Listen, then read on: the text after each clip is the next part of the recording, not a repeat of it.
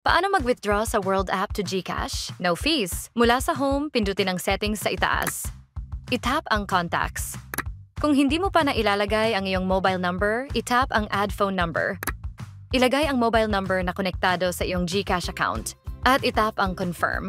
Pumunta sa message at ilagay ang code na ipinadala sa inyong mobile number. Bumalik sa home. I-tap ang wallet sa ibaba. I-tap ang send.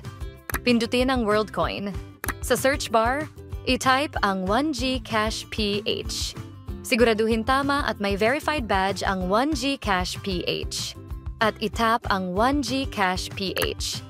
Mag-enter ng amount ng gustong i-withdraw or pindutin ang maximum. At i-tap ang continue. Maghintay saglit hanggang matapos ang processing. Pindutin ang confirm send. Maghintay saglit. I-tap ang done. Pumunta na sa inyong GCash account. At i-check ang balance mo.